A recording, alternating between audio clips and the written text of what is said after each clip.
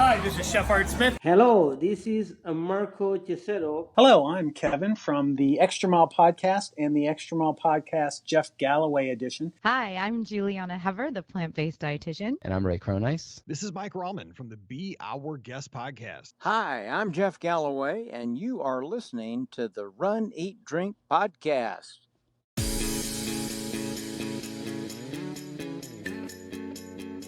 Welcome to the Run, Eat, Drink podcast. We feature destination races from across the country. And after the race, we take you on a tour of the best local food and beverage to celebrate. So whether you are an elite runner or a back of the packer like us, you'll know the best places to accomplish, explore, and indulge on your next runcation.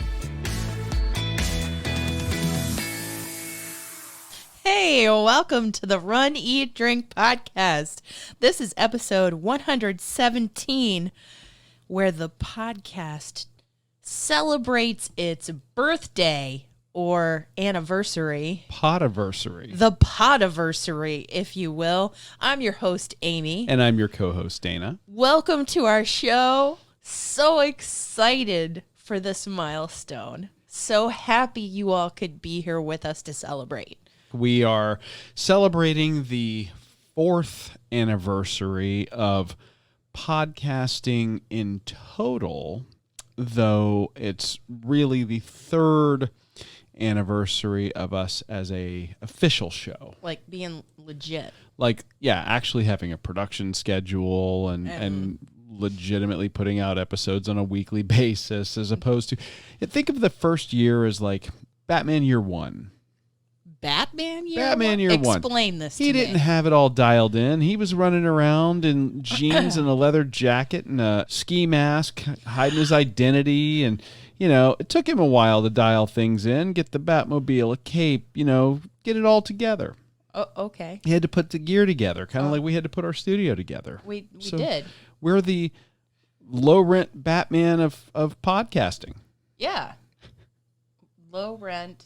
Well, we're not billionaires. So, yeah. Okay. I get it. I got it. Welcome to today's show.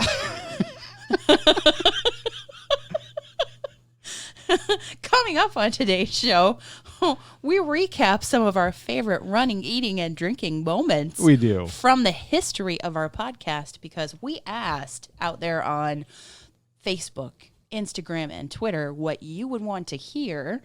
And we got, what are your favorite running, eating, and drinking moments? I mean, come on. Isn't it that simple? Well, favorite people. But they also talked about what are some favorite people you've met, some great moments, and what is your plan for the future? Yeah. So there's nothing simple about it. We have been to some amazing places. We've met wonderful people. Yes. We've had just some of the most incredible experiences over the last going on 4 years now. That simple to pick favorites. It's really hard. Yeah, not so much, but we're going to do our best. We're going to try.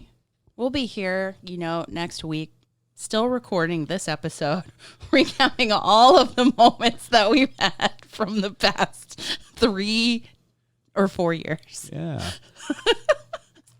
It is going to be a longer episode. I promise it won't be that long of an episode. No. So this is going to be a great one for your long run or your commutes. So buckle up and get ready. I guess I can start the running portion of our show with a little bit of a running recap.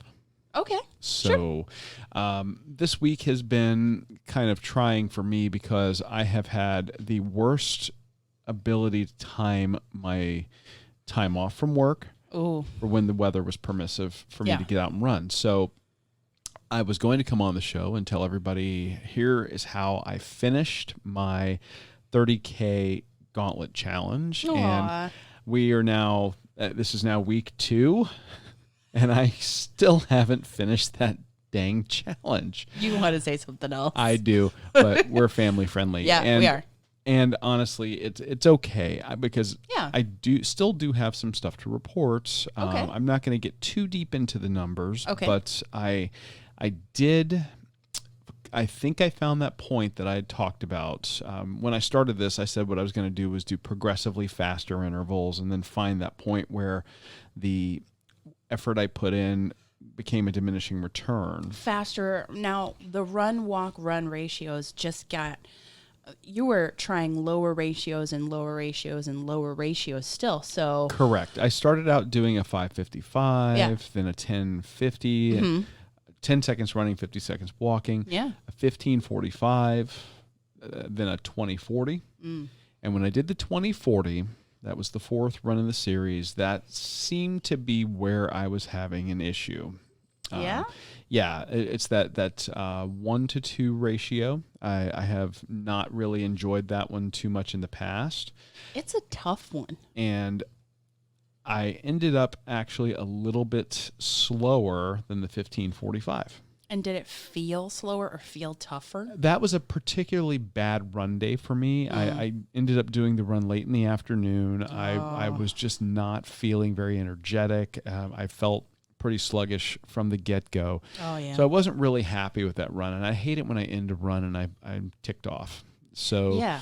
I was like, all right, fine. And then I thought about it and I said, well, do I want to do a 25:35 like I'd initially planned? Because my ultimate goal was to get from 5:55 to 30:30 over the course of this 30K 1 to challenge. But when ratio. I started to rethink that, and I thought, well, okay, once I find that sticking point of where the effort put in becomes a point of diminishing returns, maybe that's my pain point or my training point where I need to be. Oh. And spend more time there. So I ended up doing my next run, which we ran today. That would be the 5th out of the 6th series. You had a longer training run. I did that one, and I did yet again. I did the 20:40. So I stayed on that ratio, and I ended up, rather than being slower than the previous run, I ended up being just a little bit faster by a few seconds. So that's got to feel good. It felt better. I feel like a big, huge butt is coming. Yeah, there's a big, huge butt. All so right. What I'm planning on doing is I'm going to stay at this ratio again, and I may stay at this ratio for the foreseeable future. Okay. And what I'm thinking of doing is training at my pain point, because what I want to do is I want to drive this threshold. Well, I want to drive it up. I want to be faster at this ratio. So I'm going to stick with this for a little bit and see how that improves. So if anybody's wanting to train along with or do kind of what I'm doing, I am doing a 20-second run interval and a 40-second walk interval. It's a 1-to-2 ratio, so you could do a 10-to-20, a 5-to-10, whatever. It would all be the same. It's just that ratio of running to walking time. Yeah. So that was kind of my report. And then what I may do, if I can get my last run in over the weekend, I'll probably record a quick bite for everybody. Sure. Walk them all through. Here's exactly what happened. Okay. And maybe give a little extra content for everybody, just to kind of see who's tagging along and listening along for my science experiment. Yeah. So that's the race update or running update for me for this week. Oh, this week I can tell you mine's probably going to be shorter. I'm revealing what's on the back of the medal. Because I have finished the 6. You have. Yes. So today was a long run kind of day. And Jeff and I, Jeff Galloway, my coach, America's coach, the founder of the Run, Walk, Run method, he has sent me a schedule that says, okay, if Chicago Marathon happens, this is your schedule. If it doesn't, this is your schedule. So I was like, well, do I do the 3 miles or do I do the 6 miles? Do I do what's there? I don't know. But I ended up saying, well, I should probably do the longer of the 2 just in case to keep the fitness level up. So that's what I did. Nice. Or like the endurance point there. Yeah. You know what I mean? And how did it feel? Well, you called yourself a slacker earlier in our Instagram live video. I was a slacker because I didn't get up early enough. Oh, me either. And so the sun was beating down, and it kind of drizzled a little bit in the middle, but I was just in for the miles, not really for the speed. I'm going to do some drills in the coming weeks, some cadence drills, some acceleration gliders, and some of the quarter mile type drills to get myself to be faster within the runs and the walks intervals. Sure. The run walk intervals, so that I can get to where I want to be regardless of the ratio that I choose. Not a bad idea. So that's what I'm going to work on. I'm going to work on the drills, like you're going to work on living at that pain point. Yes. That's for me. I'm going to do the drills that'll help me be more efficient no matter the ratio I choose. And I will find the ratio that works, that gets me where I need to be to achieve goals. So that's my plan. Very nice. Yeah. One final running update before we get into some of our favorite moments. We did get some communication from the Chicago Marathon, and Did we though? yeah, it was communication that didn't communicate a whole lot. They are still kind of in a holding pattern, planning for both holding the race and canceling the race at the same time. All at the same time. So we still don't know what our final race schedule for 2020 is going to look like. So as soon as we know kind of We're gonna let what's you going know. on, we'll let you know, unless we end up coming to a decision point ahead Yeah. of the What they say. organizers. So Yeah. Yes. regardless, we'll let you guys know what our plan is for that. And As of right now, I think the only race we're pretty certain on is Jeff Galloway's half marathon in December. He says he's working tirelessly with city officials, with public safety, with everybody to make sure that his race can go off as planned, but under the auspices of what he needs to do to make it safe for Of everybody. course. Of and course. and speaking of Jeff, I would like to congratulate him for becoming a grandpa yet again. Aw, Yeah. very nice. Yeah, Carissa had her baby this last week. Aw, well, So, congratulations. Carissa, Weston, Jeff, and Barb, congratulations to the entire Galloway family and on your new addition, your beautiful new addition in that baby boy. That's fantastic. Yes, and that just makes me feel all like the warm and fuzzies, kind of Aw. like on the back of the medal that you are closing in on earning, my friend. And it says, I love you, 3,000. Aw. Yeah. And that's how I feel about you. It's such a great homage to the movie Avengers Endgame. Mm-hmm. And that was a very touching point or moment that ended up kind of coming back around at the end of the movie. Spoiler alert. Yeah. So, Well, or no, we're not going to spoil it. it's really, But but nonetheless, it's of You know, significance. you'll love it. So yeah, it's the back of the medal's fantastic. The whole medal is great. Yeah. I will show off my bling. I'll probably do a little Instagram live or Facebook live when I finish the last 5K and show Nice. everybody the bling and all of that. But yeah, so I'm working Yeah. towards it nice and slow. If the weather permits, we're actually, as we are recording, it has decided to storm yet Yes. again. So if you hear that, that's I hope we that's don't what's have going on a in the power background. blink in the middle of all this, Indeed. but we'll find out. So that's it for the running updates. But we wanted to kind of reminisce a little bit about running moments from the last 4 years. Yeah. Great food and beverage. Yeah. And kind of look back over the last 4 years of podcasting and or 3 years of podcasting and a year of getting ready to podcast. Like figuring it all out. Figuring it out. Yeah. So, running moments. Favorite running moments. Well, I think that if we're talking about favorite running moments, we mentioned it in our Instagram live earlier. We've talked about it before. Heck, we're even on record on another podcast, the Experiences You Should Have podcast. Yes. Talking about what our favorite race is, or what is a must-do race for people, and that's course. that's the Donna Marathon weekend, or the Donna Marathon to end breast cancer, that's hosted every February in Jacksonville, Florida. Yeah. I can't. We are so lucky to do that race every year.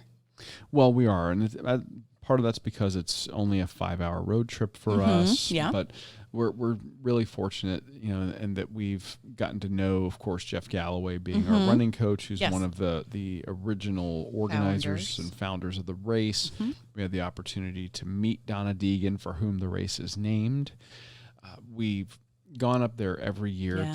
consistently, and that's one that we've said that we will repeat Yeah. on the show, and that's partly because it has great emotional significance for us, having lost my mother to breast cancer in 2016. So that's one that we like to return to every year. And at least what I love about it is the fact that you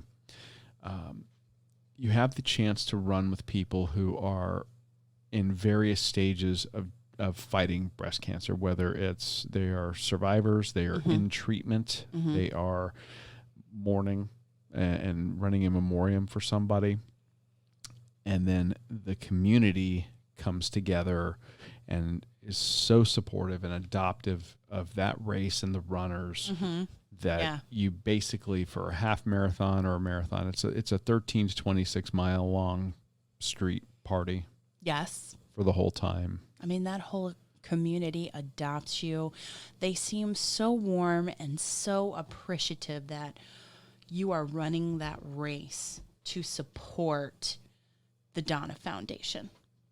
And what I love about it is meeting the incredible people that we have had the chance to meet. Like you said, Jeff Galloway, Donna Deegan, Donna's doctor, Dr. Edith Perez from the Mayo Clinic, but also great people like Andy Sharp, Mike and Andy Sharp.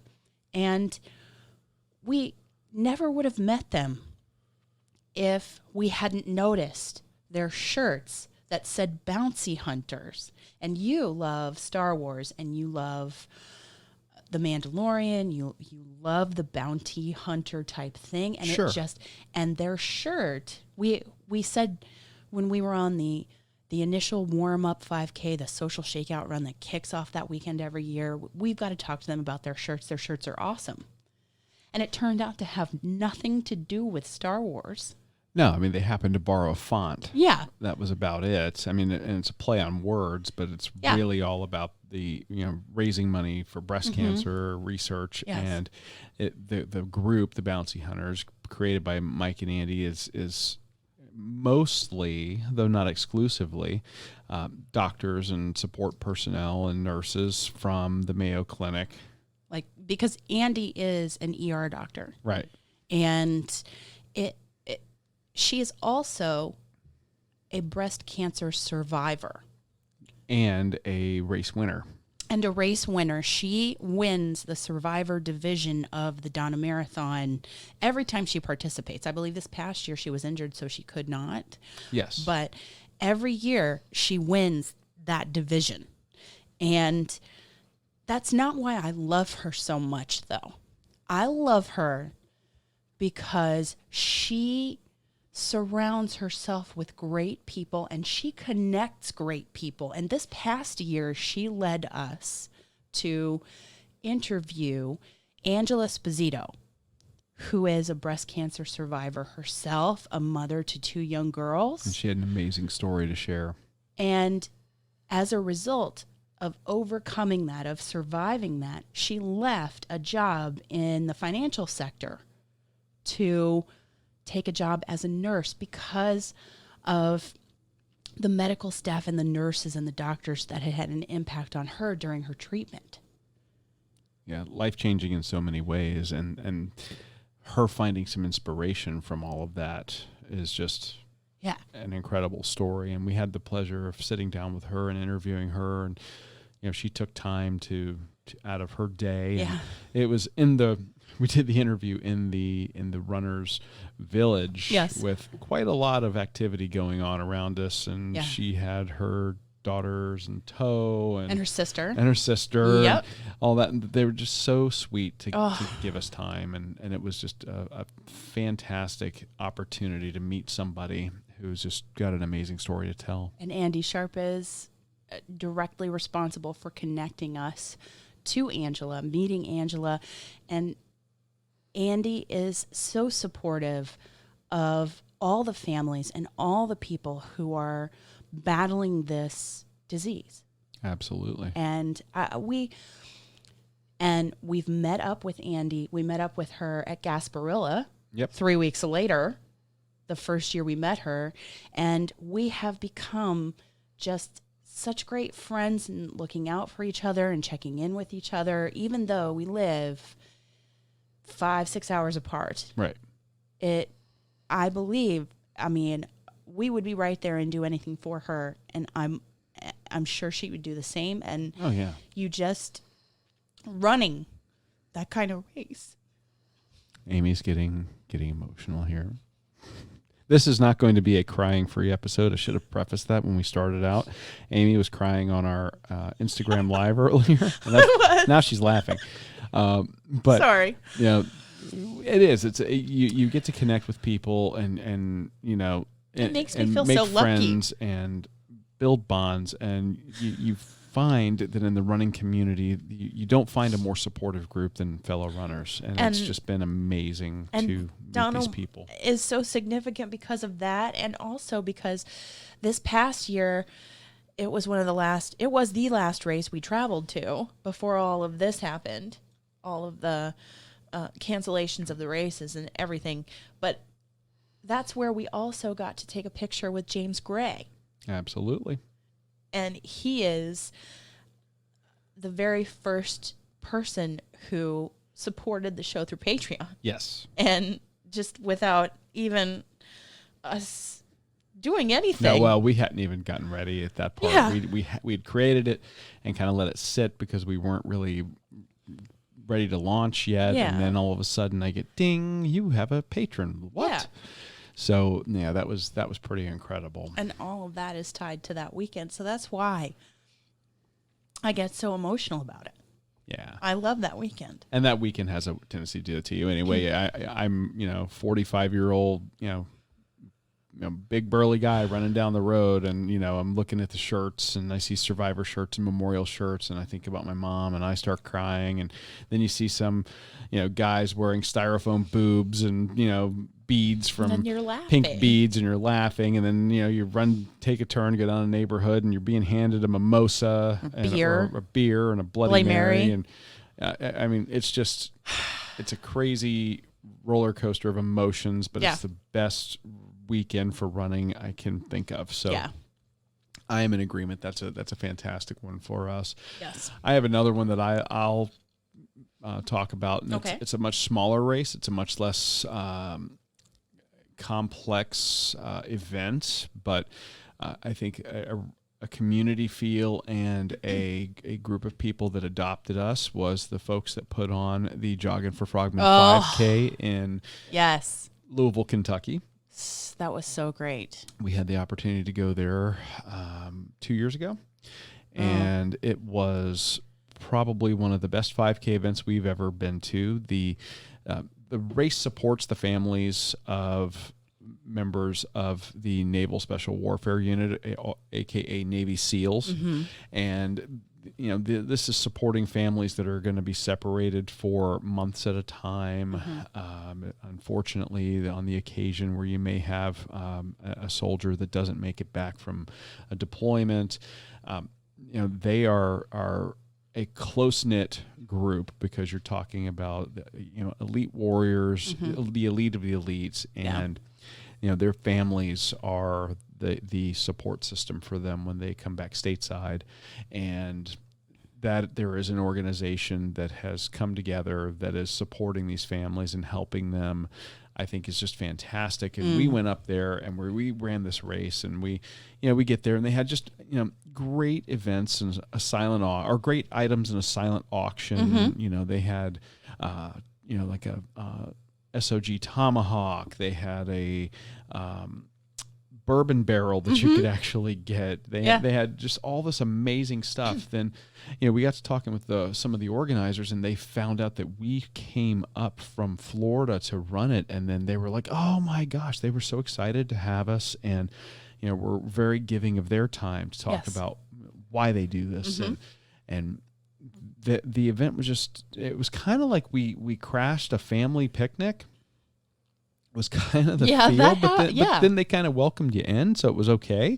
But they, and at the end they had Mission Barbecue, which is, while it is a chain, and we don't do a lot of chains on our show, they are one that we have done because their product is fantastic. Yes, and indeed. they tend to support police, fire, EMS, and military. Yep. That's kind of part of their mission and their founding, and Yeah. and they were there feeding everybody, and it was just a great time. And of course we were surrounded, or that race was the cornerstone of our weekend there, where we were there to sample delicious food and beverage in the area, and Louisville has no shortage of either. So Oh my goodness. but that Jogging for Frogmen 5K is an event that's held nationwide.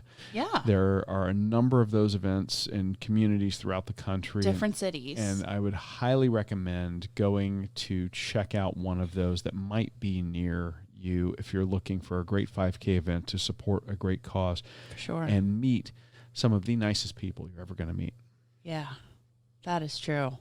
So, Donna, the Jogging for Frogmen 5K, it didn't matter the distance. It doesn't matter the size of the race. Those two are just so near and dear to our hearts. Mm-hmm. And I love them. And I would be remiss if I didn't mention America's Coach and his race, because that is one that is very special to me. His race has gone through a rebranding, and I think it's now called the Northside Orthopedic Hospital Half Marathon Weekend. Powered by Jeff Galloway. Powered by Jeff Galloway. It started out as the Jeff Galloway Half Marathon Weekend, and has gone through a great partnership in the past year with that hospital. But this weekend brings me to Atlanta to spending time with Jeff Galloway, who's given us so much. All right, she's crying again, so I'm going to jump in here. Aside from the fact it gives us an excuse to go back to Atlanta, where I lived for 7 years. I went to college at Emory, and then our first year of marriage, we were up there, and then we decided that, Atlanta didn't have hot enough summers, so we needed to come back to Florida. Naturally. So we need more humidity in our lives. yes. So it is a great excuse to go back up there. And that weekend is a 5K on Saturday, a half marathon on Sunday. Yeah. The 5K is Barb's 5K, named for his beautiful wife, who Barbara. is there greeting you at the beginning and at the end. Yes. And running the race with us. Yes.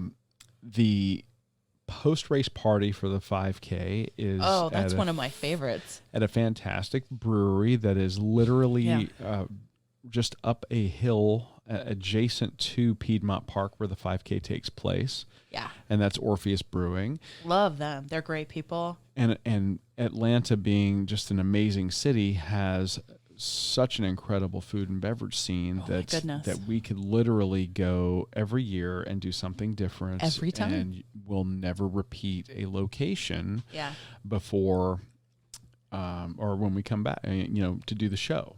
Right. This I seat in the running portion of our show. Yes. Because it's connected to my coach, because in the history of our show, that is the race where I have had the lowest of lows and the highest of highs in terms of covering that half marathon distance. Yeah, you had a really bad spill a couple of years ago.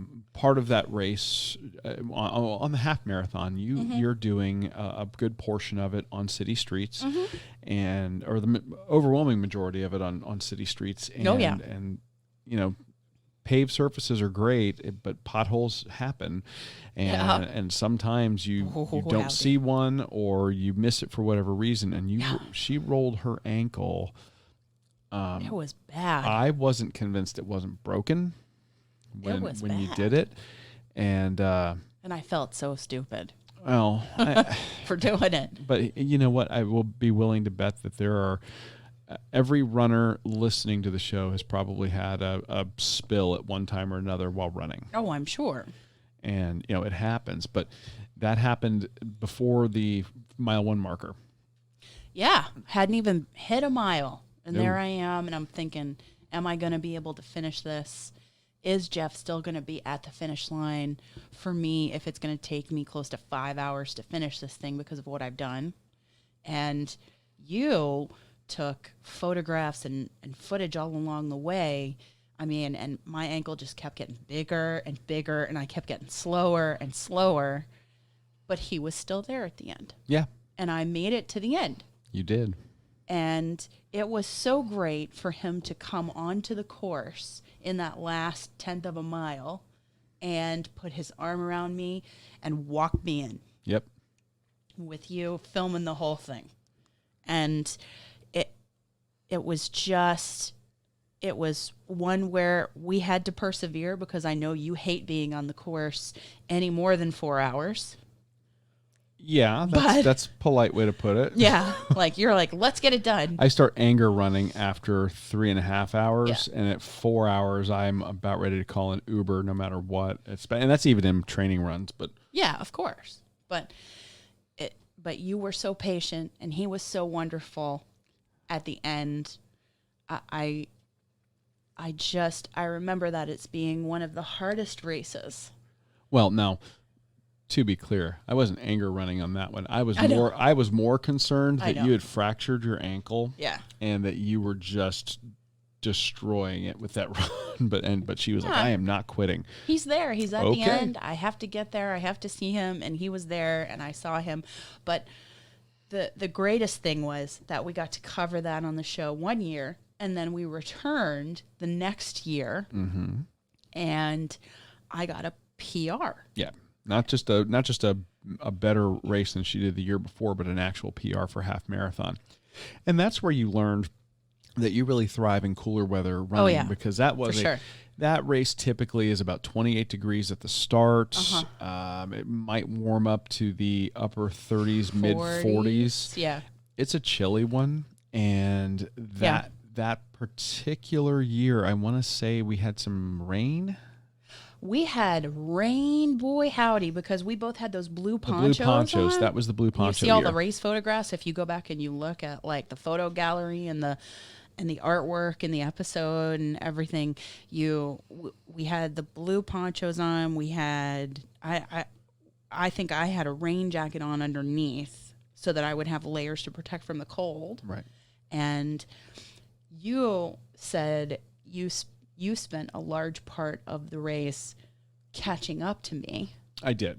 And you even stopped for coffee for both of us. Oh, yeah. Mistakes were made on that race. I thought, I'll go grab some hot coffee because it's freezing. Yeah. And I will run this hot coffee up to Amy and catch up to her. And there's a coffee shop that's open on the Atlanta Beltline, which is a linear park. I popped in there, got coffee, start running, and I really overestimated what a smooth runner I am. I am not. I run kind of like a brick does. It's not graceful or pretty, but it gets the job done. Yeah.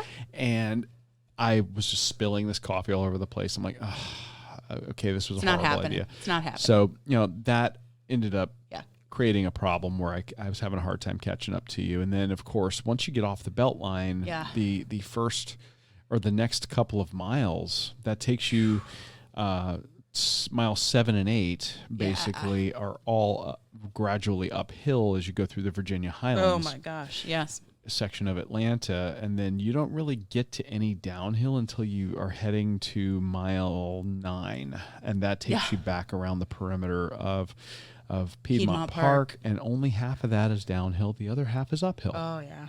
Whoa, boy. So it was catching up to you because I had made those logistical errors, and then of course the terrain on top of that. And the rain. And I don't know that I thrive in cold weather running. I think that I'm just kind of like I'm the kind of runner who just likes it to be nice.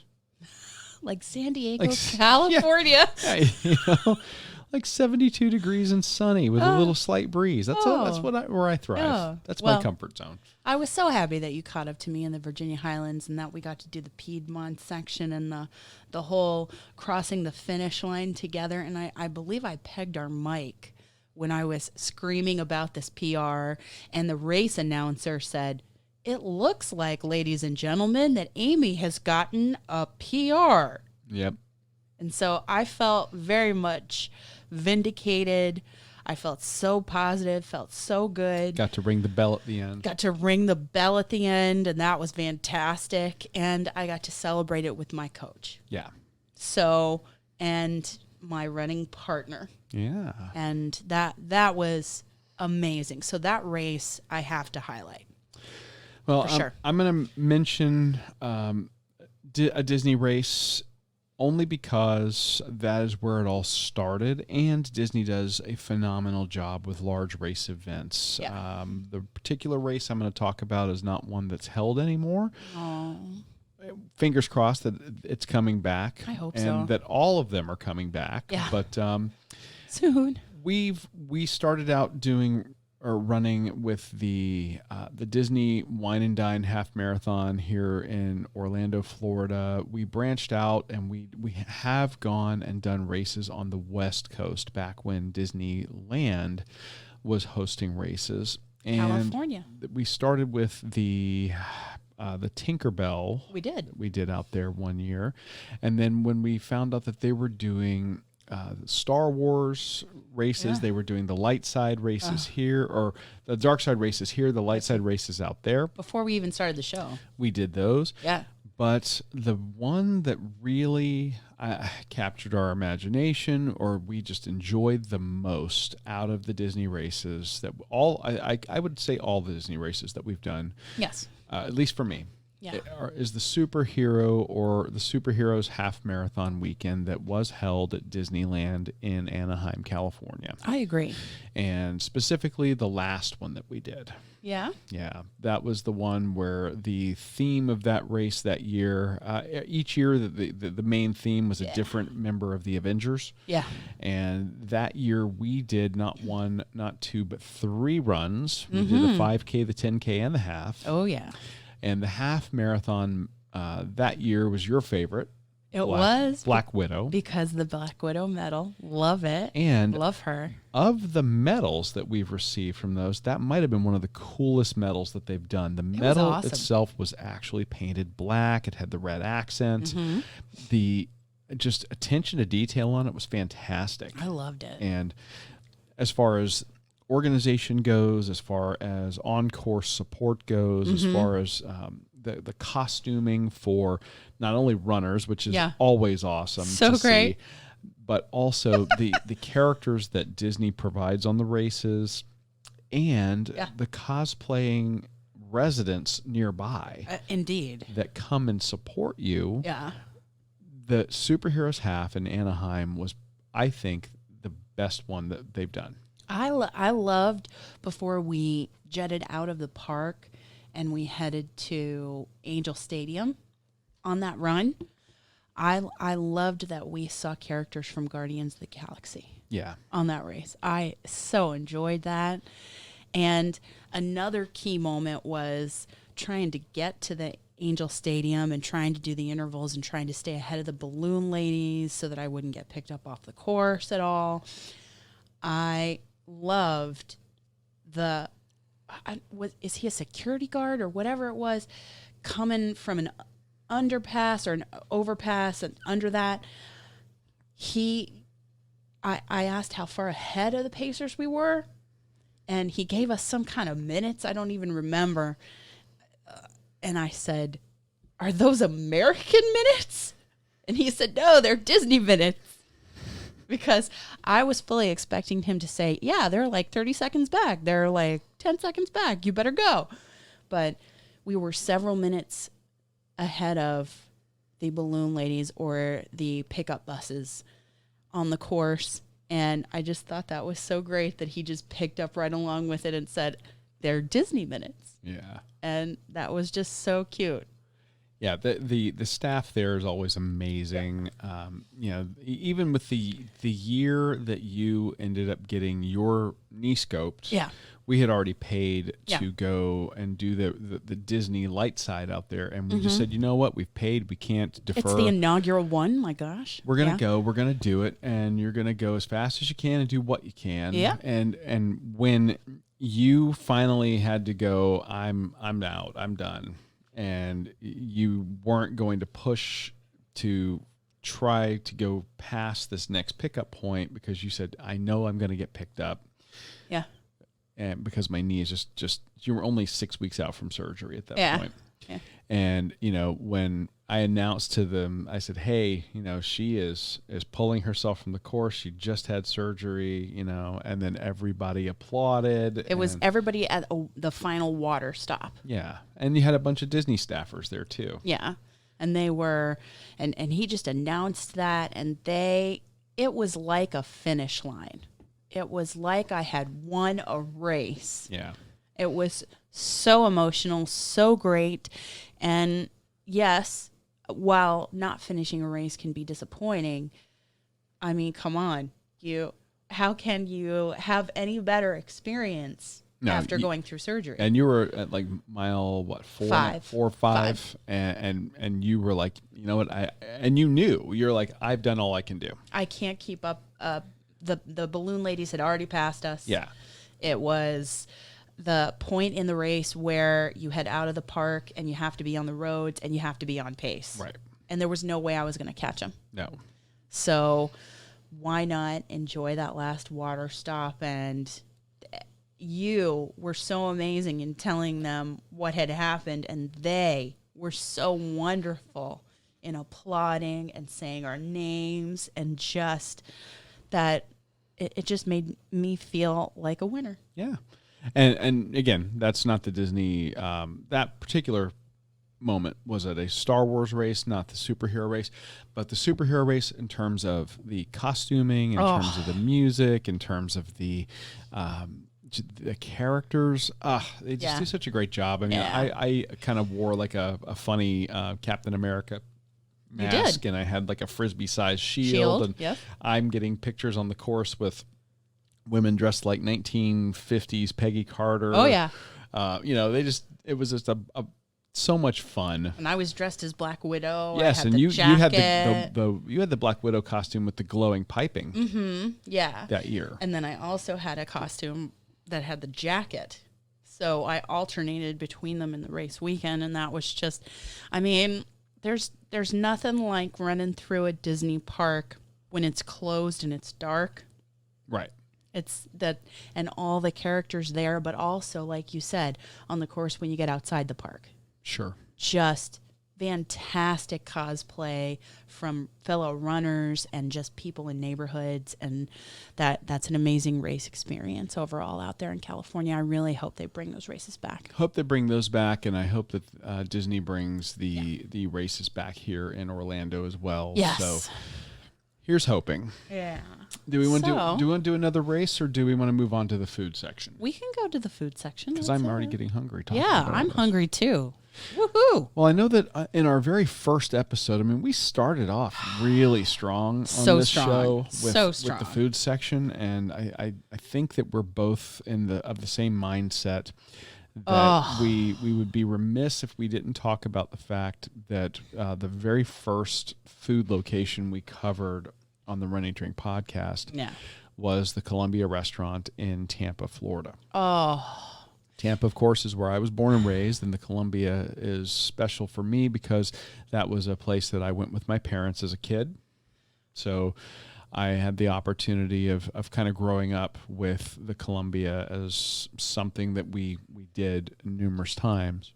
It is also very special to us as a married couple. Yes. Because it was one of the first times that we had a meal together just before we started dating. Yeah. Yes. And your mother was so kind to me and invited me to that Christmas party for her workplace. Yes. that was held at the Columbia. And their food has been incredible since 1905, and one of the best items on the menu at the Columbia restaurant that you can get is, of all things, a salad. And no, we are not saying that because we eat vegetarian 6 days a week. The 1905 salad is far from, it's got salt and pepper and Worcestershire and garlic, ham, cheese. Swiss cheese. It's made table side. The experience of the salad. It's got olives. It's got green olives. It's amazing. And all of their food is amazing. But to have that and be able to feature that and the Spanish bean soup and the Cuban. Yeah, I mean, you're talking traditional flavors of Tampa. The Columbia restaurant is woven into the food culture of Tampa in a way that very few other restaurants can really claim that they are. So if you are coming down to the Tampa Bay area, there are a number of Columbia locations now. The classic or the original is in Ybor City in Tampa, which is basically Tampa's version of Little Havana. Best way I could describe it. Yeah. And that is a location that is absolutely worth going to for the historical significance, but also the food, whether it's the 1905 salad, like you said, the Spanish bean soup, the crab croquettes, the deviled crab croquettes, the table side. They make a white sangria with brandy that is absolutely incredible, and just. This is a location that we go to as often as we can. Yes. And fortunately, we're only 2 hours away from the original location. They have one in Sarasota. They have one in St. Augustine. They have one in the Orlando area. Yes, in Celebration, I believe. Cannot recommend it enough. No. Now, if we're going to stay in Florida, I would say that there's a location in Key West that comes to mind. Yes. This is a place that we discovered many years ago. I think kind of when they were just starting out, they've changed the concept a little bit over time, but the menu has only gotten better and better. And that's a location on Duval Street in Key West, and it's called 915, and that's because that's the address. The pasta. The setting it's like a classic house. Classic Key West construction. Key West house. Two-story construction. With that porch. Big wraparound porch on both levels. It screams Key West when you look at it. It does. The house is gorgeous in and of itself. It does. Then they converted it to a restaurant. And the pasta is incredible. Yeah, 915 does cooked or made to order fresh pasta, and they have probably one of the best pasta bolognese that I have ever had in my life. And they have like just a touch of cream. Just a touch of cream in that dish. bolognese sauce. A bolognese sauce is traditional, is a meat sauce, and they do just a splash of cream in that, but the fresh cut pappardelle pasta, so flavorful, is incredible. Yeah, they don't overcook it. They give you just this toothsome bite that's perfect. You are so satisfied at the end of a meal there. But then if you want to stick around and have cocktails and maybe some light fare, depending on which end of Duval you start on when you're doing your Duval crawl, for sure, you can always go to 915.5. Oh, that's true. Which is their upstairs, and the upstairs has a totally different vibe. It's a little more, a little more nighttime, speakeasy-ish, after dinner. And they do small plates, flatbreads. They do an amazing Devil's on Horseback, which is dates stuffed with blue cheese and then wrapped with bacon and then fried. So good. And then they make their own house-made gin and tonic. It's delightful, incredible. And then we had a duck confit pizza there. Oh my goodness! Or duck confit flatbread that was one of the most rich, unctuous, amazing appetizer plates we've ever had. Yeah, and they also have a really good charcuterie. They absolutely do. I'm just saying, we're suckers for good charcuterie. Yeah, it's not. It's a fantastic place. It holds a special place in our hearts because we've gone there for an anniversary celebration. We've gone there to carb load before your first half marathon coming back after knee surgery. Yes. Or the one where you were really going to try and run after knee surgery. I can't say enough about it. There are other places in Key West that are fantastic. Oh, absolutely. You know, when you think about DJ's Clam Shack or the Wicked Lick for ice cream, that kind of thing. But this place is a must.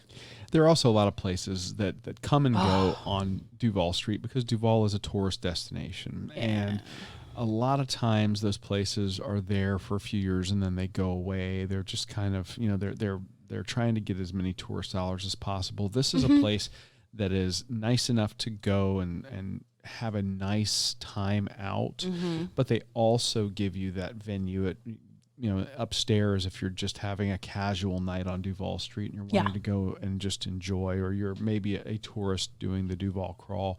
That might be a place that you end up, Yes. you know, towards the end of the evening. So, Key West can't beat it. I feel like we have to head in the complete opposite direction. I don't think you could get any further away from 915 than the place I think you're going to talk about. Well, I mean, there are a couple of places on that side of the country that we can talk about. I want to talk about the place in California. And I know that you probably thought I was going to Alaska. I did. But I want to talk about that place in California because Sabroso is some of the best Mexican that we have had. Not only the best Mexican, but I absolutely love the family feel of that restaurant. We, as a podcast, often neglect what people call the most important meal of the day. We do. We don't do enough breakfast on the show. We'll have to correct that, you know, maybe throughout the rest of 2020 and heading into 2021. Yeah. But this place, it's magical. You run a race out there on the Disneyland property like we were talking about, and then you go back and you change at your hotel and you head to Garden Grove, which is right around the corner from Disneyland. Yeah, Garden Grove is a small municipality. It's literally 5 minutes from Disneyland, 5-10 minutes tops, and it's a straight shot. And I miss them so much because their chilaquiles is amazing. And if you're not familiar with what that is, you're basically, the best description I could give it would be Mexican lasagna. Mm-hmm. This is layers of fried tortilla chips. Oh. They give you the option of red or green, being the type of sauce that green they're going to put on it. Green is the best. Those layers have the sauce. They have shredded chicken. Oh, you mean you can get any meat you want, but shredded chicken. Shredded chicken's the way we go. Where it's at. And then they top it with fried eggs. Oh, it is. And more of the sauce and cheese. And the beans that you get are different. They do a instead of a thick refried bean, they do a thinner bean that I believe has beer in the... I don't know. But then it's topped with cotija cheese. Yeah. And it's amazing. That plate is amazing. But the people that serve you, I mean, we have gone back, maybe it's been a year between. That was the dog. It's been a year between visits. And they remember us. They remember our names. They remember why we're there. It couldn't be a more family-oriented restaurant like you're coming home. No, it really couldn't. And the food quality and quantity is just incredible. If you leave hungry, it's your fault. And we do the 13 miles. We come, we get the chilaquiles. We, leave so satisfied, and it's just so flavorful. Yeah. With the the longer that the chilaquiles sit, that sauce that they top it starts to soak in. So you get a little bit of a juxtaposition of some of the chips that have absorbed it and gotten a little softer. And the tortilla chips are like slivers of tortilla, not whole chips, which I love. It's But different. you also get the parts that haven't absorbed the sauce. So you get different texture. So you get different textures. But you get that amazing corn flavor. Then you get the chicken. We always go with chicken. And then the green sauce is a tomatillo-based sauce, so that's got a nice tartness to it and just a little bit of spice. Yeah. Absolutely fantastic. Love that. But if we're okay, fine. We're gonna go on the West Coast. I'm gonna say let's go head north back up to Alaska. Whoa. We had the chance to go run the Anchorage Run Fest. We did their 1 miler and their half marathon. That was, I believe, the first complete half marathon that I walked following knee surgery. True. And it was just a fantastic experience. We were so amazed at how amazing the food and beverage scene is in Alaska, or in that part of Alaska. Oh, Anchorage. That place is a mecca for great beer, but also terrific food. Yeah, I think that they probably out of necessity, they given undersell what their weather situation's like up there most of the year, because they were telling us, we're in the middle of a heat wave, and this is the race where they said they were under black flag conditions because the high was going to get to be like 70. Something like that. And we were just laughing. From Florida. It was incredible. But there was a brewery that we went to there called Matanuska Brewing. Loved and that. They had a tap room literally across the street from our hotel. Which was great. Walking distance, like 10 feet and you're there. And they had incredible beers on tap, but they also had a kitchen that was cranking out just some amazing food. And they did a version, and there were two of these that we found in the last couple of years that we really loved, but their version of a pot roast sandwich was absolutely one of our favorites. I mean, open face, giant open-faced roll, nice and crusty, piled high with probably, not even exaggerating, half a pound of shredded pot roast. It was huge. And the gravy that it was prepared in was just a dark, rich, like a what would you call it? Like a demi-glaze type. That kind of consistency. Just shiny and rich and beefy, and it was just stick to your ribs good. Homey, satisfying comfort food. Yeah. And that was one of the dishes that really stood out for us up in Alaska. And we would love to get back there. I hope so. And maybe do their Mayor's Run next year or something which was like just that. Recently canceled. Yeah. So, we're keeping our eyes open because I don't need much of an excuse to go back up to Alaska. Beautiful, picturesque, and fantastic food. Also great beer. Yes. But up there also, we had fantastic seafood. Well, yeah. Now, living in Florida, we are very spoiled. We have access to amazing fresh seafood all the time. But when you are talking about specifically crab, even Floridians kind of have to, if you're going to have anything other than stone crab or blue crab, right? We kind of have to rely on bringing it in from colder weather areas of the country. Yeah.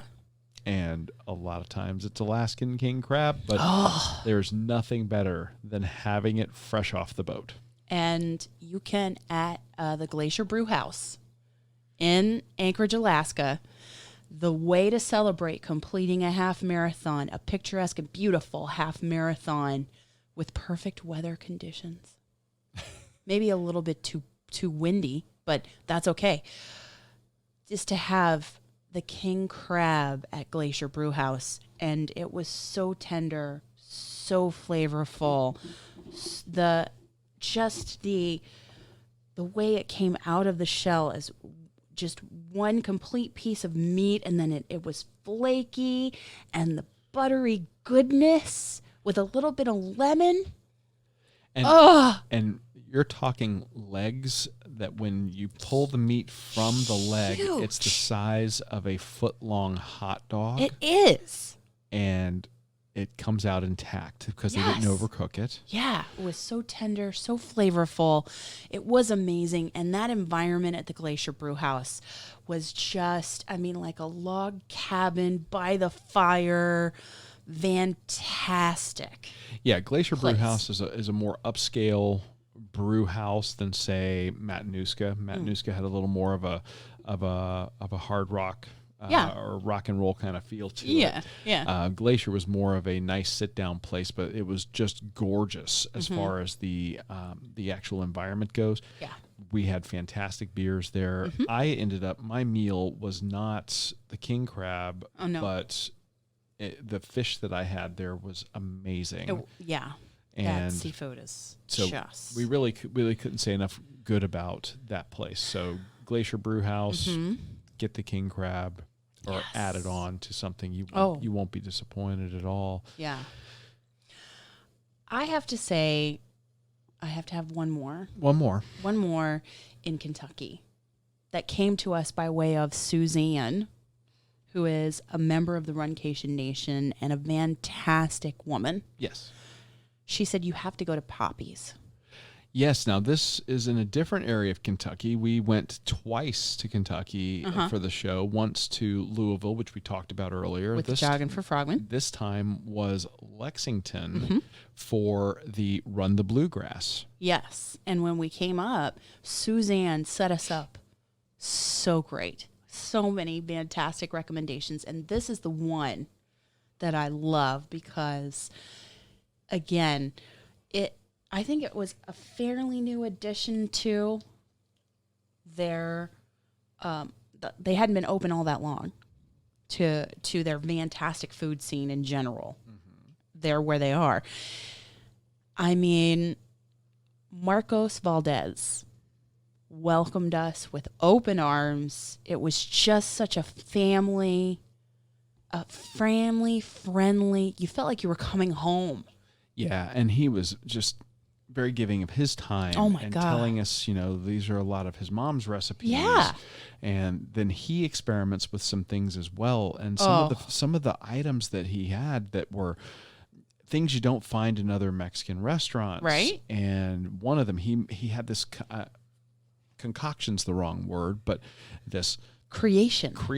this dish that was just this bubbly, ooey gooey combination of peppers and cheeses, and it was probably one of the most memorable dishes and things that I find myself craving from time to time. I want it so much, and I know that they just opened up a second location, so congratulations to them there. Oh, absolutely. But that's like a quick service, a quick takeout great for the working crowds in the college town.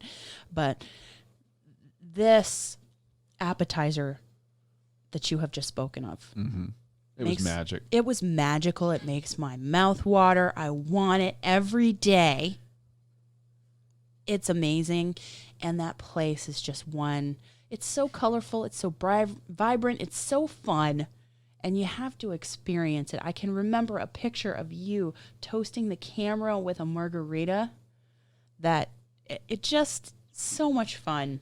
And it's just right off of the UK campus. Yeah. I mean, it's in a great location, and we were not expecting. This is the great thing about doing this show is that we've had the opportunity to have so many tremendous finds of things you don't expect. No. And I did not go to Lexington, Kentucky. Yeah. The seat of professional horse racing. Right. To find some of the best Mexican I've ever had.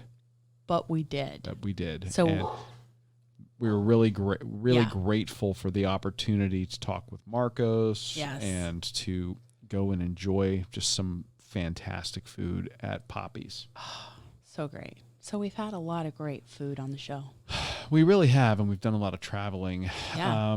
And before we go on and talk about our favorite beverages, we just wanted to let everybody know that this being the start of year 4, we've started doing some new things, and part of that is including opportunities for you, the listeners and members of the Runcation Nation, to become patrons of the show. And by doing so, that gives you an opportunity to help us keep the lights on. A lot of people have asked us, what can we do to support you? And, of course we have, some swag in our store. So, Sure. barkis and t-shirts and all that. But, some folks are like, hey, I just, I know you probably do better with, or do a little bit better with other ways. And, we started our Patreon program officially, a couple months ago. I mean, we talked about James Gray earlier finding us when we had just set it up, and then we were going to flesh it out later. Right. But he found us, and he said, I love what you're doing. Somebody should buy the donuts. Somebody should buy the donuts. Somebody should support the great beer recommendations that you make. A lot of people have messaged us and said, hey, how can we support you? Because we love what you do and we love the community you create. Yeah. So on patreon.com/runeatdrinkpodcast, we have fan, founder, and insider levels from $2, $5, $10, and each level includes its own perks. We're always going to do the show. Yeah, the show is always going to be free. This is just an opportunity, if you feel so inclined, to continue to support the show and enable us to continue traveling and doing these races and bringing you these great locations, because it's a passion project for us. Yes. We both have day jobs, and just being able to, hey, you know what, a couple bucks a month, well, you know what, that helps pay for the hosting for the website, or for bandwidth costs for hosting the podcast files, or whatever the case may be. So, Yes. anything that you can do, check them out. I think that we've got 3 different levels, each with their own separate set of perks, and we can't thank you guys enough for continuing to support the show. I would also like to say that if you are a Podbean user, Podbean has its own separate patron program. We've set it up on there as well. So if you prefer to stay in the Podbean ecosystem, you can do so. Yes. Just on our podcast page, click on the Become a Patron button, and you will see the exact same options that you would in Patreon. No different. $2, $5, and $10, and it's kind of a one or the other thing. Please don't do both. I mean, you could do both if you want, but we've set it up so that that patrons, regardless of where you choose to become one, get the same experience. Yes. So once again, we can't thank our patrons of the show enough for supporting us and helping us bring you the Run, Eat, Drink podcast. Now, we've been sipping on some local brews from both we have 8 Foot Brewing and Fort Myers Brewing, and they're fantastic. But let's talk about a couple of others from other areas of the state, the country, favorites that we have discovered. You got any? I can't tell you. This is June. We're in June, and one of my favorite race experiences at Eulalie in Tampa took place last year and brought us some of the greatest beer we've had and the greatest conversation with head brewer Tim Shackton. Tim was very welcoming and was just so fun to talk to. You could tell that he had an amazing amount of knowledge and passion for what he does there. And Eulalie is this beautiful restaurant right along the Tampa River Walk. It is part of the Columbia Restaurant Group. Yeah. But they went a totally different route in terms of their menu, but they embrace a lot of ingredients that are native to Florida. Yes. And I can't tell you, there are several beers that are on tap and available. I love the wedding beer. The wedding beer is pretty amazing, and we did enjoy having some of that with Tim and with our meal. Oh yeah, we did. I mean, they have fantastic steak. They had a fantastic pork dish. Their appetizers are awesome. They're incredible. But this wedding beer, it's light. It's it's Malty. not really high on ABV, so it can be sessionable. Yeah, this the wedding beer is described, looking over here on Untapped, is 5% ABV, 18 IBU. So not bitter at all, not hoppy in any way. And they call it a traditional unfiltered lager infused with a light blend of natural black and red berries, fruit balances with light malt and a delicate finish. Yeah. So it's not a dessert beer. It's just named for how it was founded. And I'm also not really inclined to call it a fruited beer. I mean, it clearly is. Yes. But the fruit notes aren't really so pronounced. They're not overwhelming. No. I think that if you are a beer drinker that likes light beer, you would love it. And I also absolutely just love that it's connected to story for them. That it was founded at a wedding, and that's why. Yeah. That it's called that, not because it's a dessert or sweet or fruit beer. And what I like about Tim is he talks about that beer, and he talks about how it helps to connect all of the meal and bring everything closer and create that amazing experience in the Eulalie restaurant. Yeah, absolutely. And he was very big on that. Yeah. And telling that story. His interview was one of my favorites that we've done. Yeah, he's very connected to the team, to the head chef, to everybody that creates that Eulalie experience. And that the beer is a part of creating special times with family, special meals after a race that supports an amazing cause to fight colon cancer. Absolutely. And which is why we were there for Richard's Run. And I just, if you are in the Tampa area, Eulalie, right there on the Riverwalk, is one that you should check out. Oh, absolutely. Yeah, not only for their beer, but for their meal. But that beer and the chat with Tim, just one of the favorite highlights for the past 3 years of our podcast. Absolutely. Yeah. I'm going to throw one more beer in the mix. Yeah, do it. And it's only because, well, I do love that beer. But there's another tie to Tampa here. Yeah. Our first race on the show was the Tampa Beer Run, and that's a fantastic park run. It's a 5K with a beer sampling every 3/4 of a mile. Which is fantastic. And when that one comes back, it's going to be fantastic to do it. I cannot recommend that run enough. I will say it's one of the hottest runs that we do. True. It's muggy, hot, humid, but the beer makes it all worth it. Because it's summer.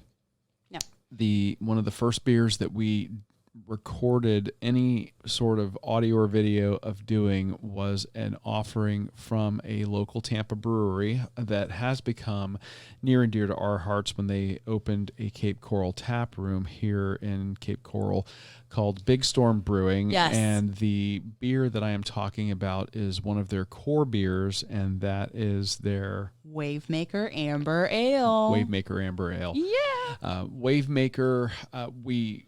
At the time, we're learning how to juggle a camera while running, and then trying to literally improv a description of the beer while you're panting, recovering from running, being cognizant of your surroundings. He's being really nice to say that when we started describing beverages to you, I was like, I was like an infant, and I have grown and expanded my descriptors and gotten better at it. So I really feel like I haven't done that Wavemaker Amber Ale justice.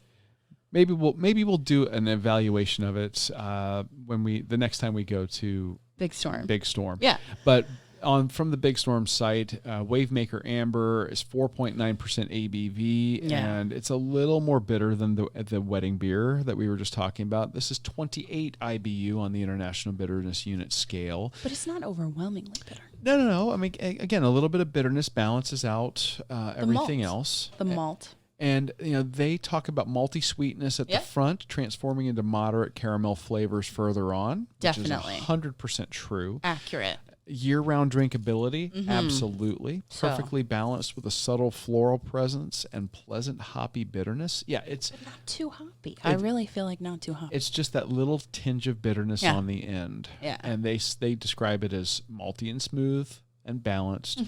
Their suggested food pairings are wood-fired pizza, baby back ribs, and ice cream. Oh. So, and I could totally see that. So Yeah. that is a fantastic beer, and I mentioned this one because it was, like I said, one of the very first beers that we ever covered, Yeah. and it tends to be in our regular rotation in yes. one of the growlers here Oh. at home now. Absolutely. And I just Big Storm has been a big supporter of the show. They're not an official sponsor, but it's our home away from home, and we can't thank them enough. Absolutely. You know, I mean,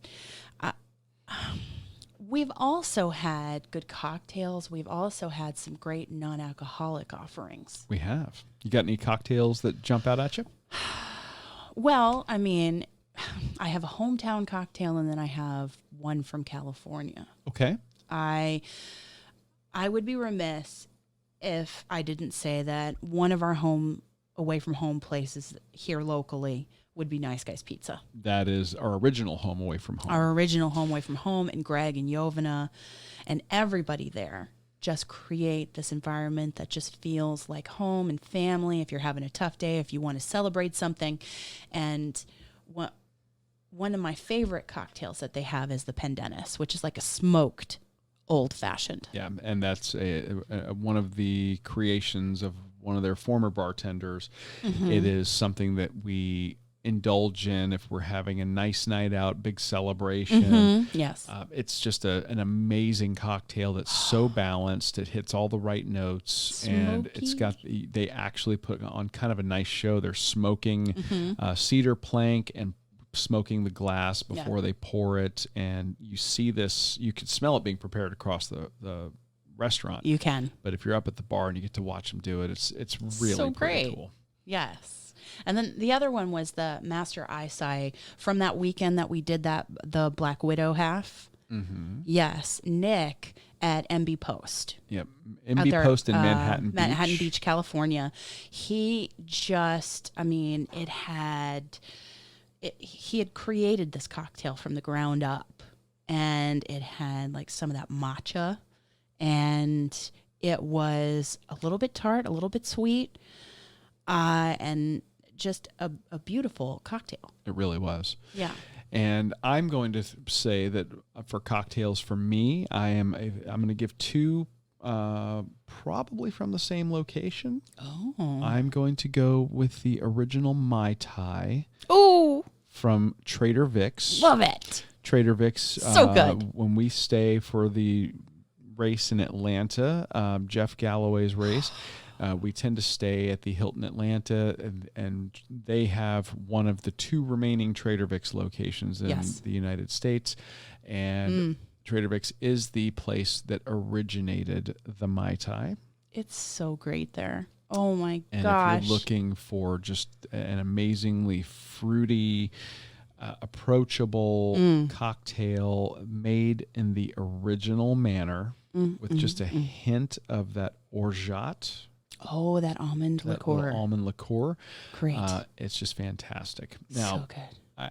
I'm cheating by doing two from the same location, but honestly, I could pick probably a favorite in every state that we've been to. Of course. But I'm going to go with the second one for its theatricality from this exact same location. So Trader Vic's is getting a double shout out tonight. Oh, I know this one. Yeah, and they serve their hot buttered rum Oh, it's so good. in a giant skull mug. It's so fantastic. And we need to bring that home one day. It is a cold weather, warm your bones after dinner beverage that is a combination. They literally make a compound butter with the warming spices of Christmas. It is And so they put reminiscent that of Christmas. butter in the glass with hot water, rum, and then a floater of 151 rum that they light on fire. Oh my gosh. So you've got this basically this flaming skull sitting on your table with a and you have a cinnamon stick to stir it. Of course. And it's like, you got the Ghost Rider's head right there. It's so great. But we always get up to Atlanta in very cold weather. Oh, yeah. In fact, we made the mistake of dressing for Florida on the drive up and then arriving in the middle of Georgia winter. Oh, boy. So, that mistakes have been made on the commute. But that beverage is just so warming and so comforting and a great way to end the meal. So I'm giving them the double shout out. I totally support that. I appreciate them as far as their culinary legacy and significance in terms of tiki culture. Yes. And can't say enough good about their food either. But it's great food, yeah. I'm going to keep it to those two. Sure. Now, what about non-alcoholic? I mean, you know how we love coffee. A little bit. And I think that a couple of coffees that we have had very recently, we have been so lucky to talk to Caleb McPherson from Narrative Coffee Roasters. Yes. And it was so great to listen to you all geek out about coffee. But this also comes to mind because this man is one of the hardest working people I know. And they have just opened their coffee shop in the Mercado in Naples. Right. In the Mercado Mall in Naples. And we got the chance to head there the other day and see it. It's a beautiful location. Mm-hmm. And they've really busted their butts to get that place open and looking amazing. And I think that we were there on their opening day. Yeah, they had a soft open, and then we were there on, I think, the official first day, something like that. And it was running super smooth. And so busy, and we're so glad that they're supported because the coffee itself, the Costa Rican coffee that we had this morning. The Costa Rica Tira Terrazzo. It's so smooth. It's such great coffee flavor. I'm sure you could get more specific and technical, but I just love the way it tastes. Costa Rican Terrazzo is one of my favorite varietals of all time, bar none. And then when I found out he had it, I said, get it. Yes. Order it. Yes. And when you made it this morning, you're like, I'm not going to tell you what this is. And I just took one sip and went, Costa Rican. Of course. I know that one. Yeah. It is just the smoothest, richest, most balanced cup I think that you're going to get. And he does such a great job of roasting that bean according to what that particular batch of beans needs. He doesn't do a mass roasting where, he's going for high volume and sacrificing what, differences in time, temperature, weather are going to cause in a particular batch of beans. So I just have the utmost respect for the product that he's turning out, and I'm just really happy that that launch appears to have gone as well as it did. Such a great guy, such a hard worker, and he great coffee. Kept us in coffee during all of this when we were locked down. So thank you so much for that. And I would be remiss also if during this whole situation that we've had very recently, we had the cancellation of our Star Wars Disney marathon weekend. We did. The Rival Run weekend. And I will tell you that Expedition Roasters, that they do wonderful themed and delicious coffee. Oh, they really do. Yeah. And I'm not a flavored coffee fan normally. Yeah. And Expedition is also responsible for keeping us in fantastic coffee during this time, but also helping us celebrate Disney at home. Yes. When we could not run there. Yeah, that was really the whole... we discovered Expedition Roasters thanks to one of our listeners who turned us on to them. And we decided to get a sampling, and then we also had them on our show as well. Eric Cantor, who is the proprietor, and I say proprietor because, one of my favorite roasts is the Prospector's Roast, which just brings you right back to the Disney park. So proprietor, I feel like, just takes you back into that Disney theme. And he was one of the very first to offer our Runcation Nation a discount code ever Surprised us with it. on yeah, we had no idea. And right before we went to record the interview, he's like, yeah, we'll do a 15% off code red. And not code red, but the discount code is Yeah. RED. But we couldn't thank him enough. And he was just so generous with his time and genuine. And you could tell his love of coffee, his love of tea. They have some great tea also. They just launched Hook's Revenge. That's a new one that they just released. And Devilish Dame. And I know you just ordered some coffee. Did you get either of those in the coming order? I might have. Oh. I might have. So we'll have to try those. But I would think the Gold Rush Churro, the Prospector's Roast, was one of my favorites. And we just learned recently from our listeners that the Skipper's Brew Jungle Banana Pie, as much as we enjoyed it, we were told that the way to do that one is cold brew. Yeah, so we're on it. We got to have it. So I can't wait to give that a shot. But I just think, Narrative Coffee Roasters and Expedition Coffee Roasters, it's great coffee and great people behind the brew. Absolutely. So we can't thank them enough in terms of non-alcoholic offerings. Now, that's a whole lot of looking back. Yeah. Yeah, it is. But as you often do on a anniversary or a birthday and all that, you start looking about what you want to do in the future. A podiversary. A podiversary. And one of our listeners posed the question, what are your future plans? What are your future plans for the upcoming year of the show? Right. Now that we're launching into the 5th official year, whatever. And Chief Creative Officer. I think, we just got out of the drink segment of our show. Looking back, we've done a lot of great beer. We've done a lot of great cocktails, great non-alcoholic offerings like Coffee and tea. Coffee and tea. I mean, we had great coffee from Big Storm Coffee as really well. did. But an area that we have neglected has been wine. Yeah, that's true. I mean, I've done some reading, but we haven't ordered any on the show that I can think of. Not counting sangria. Sangria, right? But just wine itself. Right. So that would be a great place that we could do something and grow. We could grow and expand there. Yes. What about you?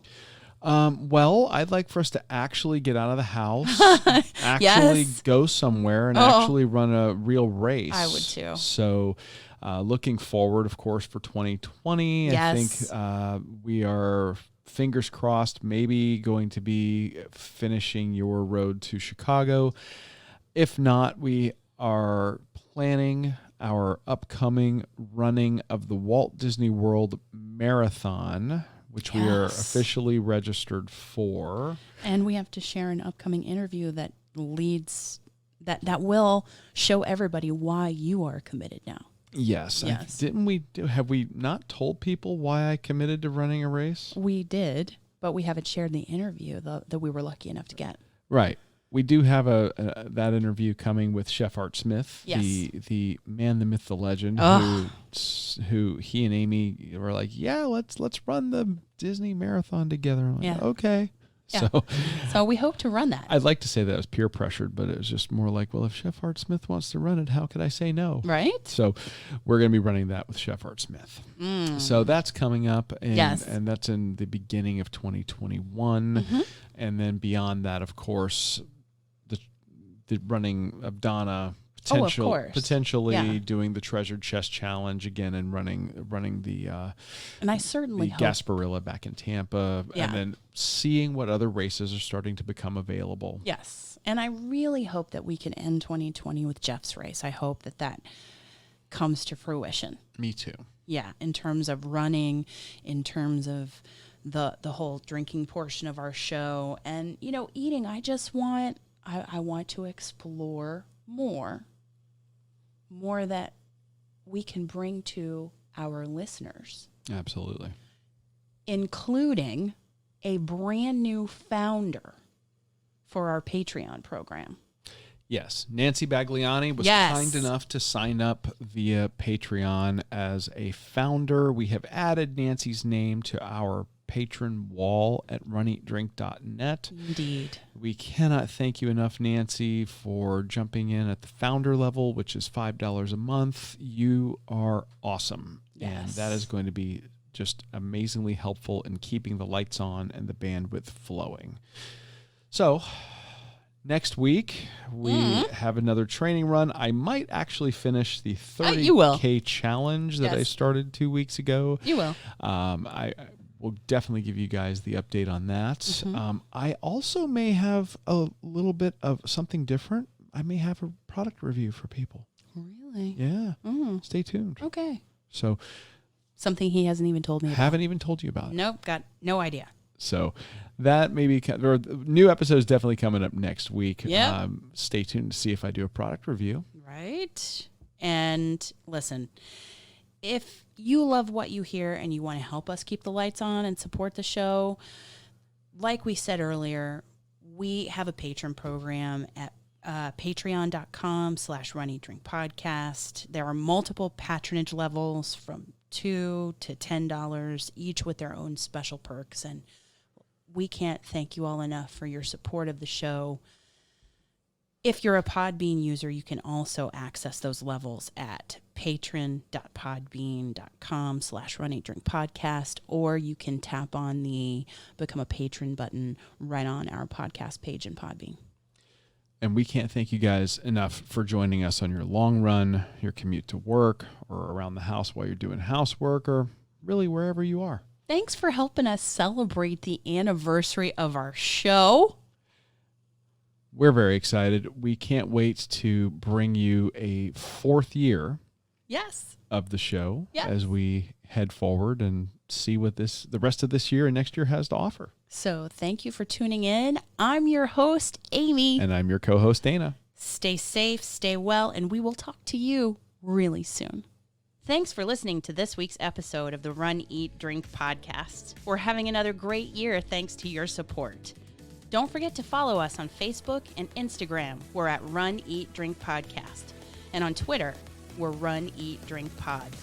You can also give us a call at 941-677-2733 or send us an email at info@runeatdrink.net. Visit our website at runeatdrink.net and click on the subscribe link so you don't miss a minute. Find out how you can support the show at patreon.com/runeatdrinkpodcast. Accomplish, explore, and indulge right along with us. We'll talk to you next time.